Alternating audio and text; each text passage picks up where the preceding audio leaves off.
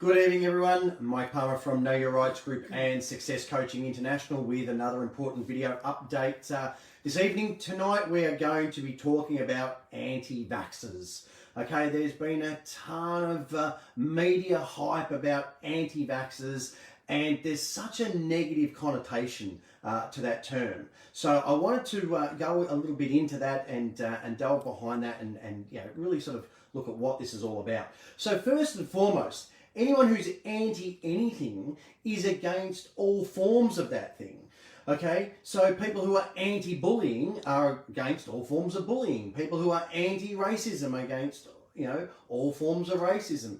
People who are anti-abortion are against all levels of abortion. Okay, but they're very negative terms. They're anti. The word itself is very negative. Now you take something like pro-choice. Okay, now that's a very positive. That's a very upbeat. Okay, because you're being proactive, about your choice. So why have they chosen to label anti-vaxxers as anti-vaxxers rather than people who are pro-choice about what they put in their bodies?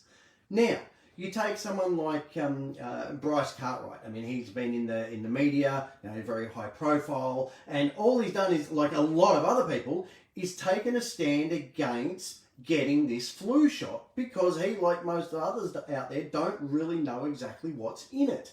So all of a sudden the media has latched onto him and many others and gone, oh, this is an anti-vaxxer. But hang on, is he and everybody else that that's questioning the flu shot anti all forms of vaccination? Or is he just pro-choice about this particular flu shot, like many other people have been? So I know a lot of people who are actually medically trained. Now they've said, look, I'm not going to get the flu shot. I've looked into it. I definitely don't want the flu shot. But they're happy to, in the past when they've gone overseas to various countries to get various vaccinations for other things. So what the media likes to label as anti-vaxxers aren't necessarily anti, on a global scale. They're just pro-choice. They're just pro-questioning. And that's something that I encourage everybody to be. Ask questions. Questions are very powerful. Okay, people ask us questions about our website and our ebooks and stuff all the time. Now, some people are happy to go to our website, click a few links, look at a couple of the court references and whatnot, and go, yeah, great, this all makes sense to me. I'm going to jump in further and learn more. Other people want us, send us an email and ask us a few questions about it. What sort of successes have been had, things like that. Other people want to just jump onto our testimonials and watch our video testimonials and read through the list of testimonials, and that's enough to convince them. Okay, but are these people anti-know your rights or anti-learning about their rights? No, of course not. They're just sensible, logical, thinking people who want to ask a few questions before they jump in further. Now, what are they jumping in further for? To buy a book for 60, 70, 80 bucks? Okay, to come to a live event? I mean, this is not really a big deal at the end of the day, especially since we give a full 30-day money-back guarantee with our book. There's really no long-term ramifications. But can the same be said for a vaccination and a shot in your arm? Okay, because there can and certainly have been many very serious adverse effects and many very serious long-term ramifications for people who've chosen to do that. So wouldn't it be sensible? Doesn't it make logical sense to ask a few questions about that? And isn't this really all that these people who are being labelled as anti-vaxxers are doing? They're not necessarily anti-vaxxers at all. They're just pro-choice people who are asking a few sensible, logical questions. Okay, I would say the same applies to the whole 5G scenario. Now, there's some people out there that are absolutely adamant that 5G is going to kill us all, okay, and it has to be stopped no matter what. Okay, but there's a lot of other people that are just saying, but hang on a minute, okay, there's been no long-term studies on this. Why not? Why don't we have access to them? Okay, now it's absolutely categorically a proven fact that electromagnetic waves have some effect on our body. We're 80% water. Okay, now what those effects are exactly is different for different people. Some people actually have adverse reactions to the most basic, simple of electromagnetic waves. Some people can feel when they walk into Wi-Fi areas and things like that. Other people wouldn't have a clue. Okay, so we know it has an effect, but what effect? And what effect does this new 5G technology have? I don't know. I don't have the answers, but I think it's pertinent to find out. I think that we should be asking the government. I think we should be asking the telcos for some long-term studies on what possible effects 5G technology might have, because it may well affect some people but not others. It may affect a lot of people. We don't know until those studies have been done. But again, it comes down to asking the questions. Okay, questions are so powerful. I deal with this in all aspects of both the Know Your Rights group and with my success coaching clients. So I urge my clients to check in, okay, ask questions every 6 months. How's your life going? Where are you at with your health and fitness? Where are you at with your relationships? Are you happy with your income? Okay, ask these questions. Now you're going to get one of two answers. No, I'm not happy. I'm really upset with the way things are in this and this and this area. Well, that's a great answer to have, because once you realise there's a problem, you can do something about it. You can fix it. Okay. Now the other answer you might get is yes, I'm happy with my income, happy with my relationships, happy with my health and fitness. Great. That's a great answer to get, because it's going to reinforce that you're doing the right thing. Keep doing it. Great work. It's going to inspire you and empower you to do it more. But either way, it's important to check in and ask those questions and get those answers. Now, equally, when it comes to knowing your rights, it's just as important to ask those questions. Ask the police who they swear an oath of allegiance to. Okay? Ask the magistrate or judge for a copy of his oath of office. Okay? Ask the police prosecutor, has the device, the speed detection device, been tested and calibrated both pursuant to the federal legislation and pursuant to the manufacturer's actual guidelines?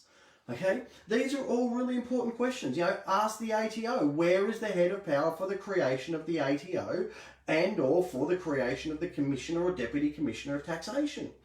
Okay, ask your bank, where's the deed of assignment for the loan that's been on sold to a debt collector? Okay, these are all really great questions, and anyone who's got the different books that we talk about, obviously, the Know Your Rights book, the Aussie Speeding Fines book, and of course that Bank Secrets book, and there's links in the description to all those books. But the people who've got those books already know the answers to those questions, okay? And there's a lot that you can do with those answers. But if you don't ask the questions, you're never going to get to the answers, okay? And equally similar questions in regards to vaccinations and 5G and all that sort of stuff also need to be asked of our government, of our employers in some cases, even in regards to some of the just general businesses running around. Do you have an exemption from Article 7 on the Covenant on Civil and Political Rights? Against medical experimentation? Do you have, if you haven't got the testing and you don't have the results, it's a medical experiment. Do you have an exemption from the Competition Consumer Act by forcing this service on me, forcing me to get a flu vax before I can return to work? Okay, are you a medically trained professional that can force me to undergo this stupid temperature check before I walk into a shop? Okay, all these questions, plus the host of other questions that we've covered on our recent radio shows and video updates like this, are all very important questions for people to ask. So please, we keep getting the same question on emails every day. Oh, I've just found you guys and someone's forcing me to get a flu vax before I can go to work, or they won't let me go and see my relative in hospital. We've covered these topics till we're blue in the face. Please go to our YouTube channel if you're not already on it. Okay, search for Know Your Rights Group channel and look at some of the recent videos. Jump onto our radio show page and go through some of the recent podcasts, because we've covered all this stuff, okay? These are very important, powerful questions to ask. Now, while I'm on that topic, we've had another request from our Facebook admin. Please be aware, Facebook is deleting a bunch of posts, a bunch of questions before our admins are even being given an opportunity to accept them and post them. So it's not our admins, guys, it's Facebook. The censorship is already occurring. And as I've said before, we're moving over to other channels, and we've talked about that on the radio show, so I'm not going to go into it now. But I want to come back to this, this important question, okay? Are anti-vaxxers purely against all forms of vaccination, or are they just asking sensible, logical questions to ascertain whether these current vaccination laws and, of course, the future vaccination laws are in fact A, lawful, and B, whether the vaccinations referred to are safe for them and their children and anyone else who's being asked to get them. Because again, let's think about this logically. Okay, even something as simple as sunshine, vitamin D or vitamin C, which most people would think are vital to just general good health, some people are actually allergic to that. Some people have adverse reactions to that. Okay, so this is not all some, woo-woo conspiracy theory. It actually happens. A lot of people have adverse reactions to these things. Okay, so then there's a whole other group out there going, oh, but you're putting, myself or my elderly grandmother or something at risk because you're not vaccinated. Well, again, the age-old question, if vaccines really work the way that the medical professionals tell us they do, what difference would it make, if a handful of people here and there didn't get vaccinated or their kids didn't get vaccinated? Okay, it makes no sense. But again, more importantly, this is all about pro-choice. This is all about understanding what this is about. We have an entire chapter on mandatory vaccinations. This is specifically in relation to the no jab, no pay and no jab, no play laws, but it can also be adapted to all of the things that are going on right now. There's an entire chapter on it. There's a My Will letter that you can download and edit and adjust if you want to ask some of these questions for yourselves. Okay, the problem is everyone out there on Facebook, all the trolls and everything, they go, oh, all these, tinfoil hat wearing conspiracy theorists. Well, you know what? I think that the tinfoil hat wearers are those that blindly believe the media propaganda without actually asking some of these questions. They just blindly believe what the media tells them, blindly believe what the government tells them without asking some basic questions. Because again, very simple. If vaccines were as safe and as simple as everybody claims they are, A, why are so many people questioning them? And B, why don't the authorities simply provide the answers to the questions that are being asked? That would be the obvious answer to just wipe it out once and for all, would it not? So, I'm going to leave you with that thought to ponder. And please, when you hear the media keep spouting these terms, anti-vaxxer, okay, don't have that an immediate instant reaction that a lot of people do. Reframe that in your mind and say, oh, this is a pro-choice person. This is someone who's asking some sensible and logical questions, and I think I'd like to do the same as well. So keep an eye out for Tuesday night show. It's going to be very interesting. We're going to be talking about another one of these topics that the media loves to banter around, sovereign citizens. Okay, we're going to be talking about and explaining why that's an absolute oxymoron, why it makes no sense, why it can't exist, why you don't want to be associated with them in any way, and again, why it is so important to truly know your rights to understand why the media keeps pushing this propaganda. So that's Tuesday night, 8 p.m. till 10 p.m. Australian Eastern Standard Time, and you can do that via the link on our website, knowyourrightsgroup.com.au/radio-show. Okay, I'm going to leave it there, guys and girls. Have a great remainder of your weekend. Thank you.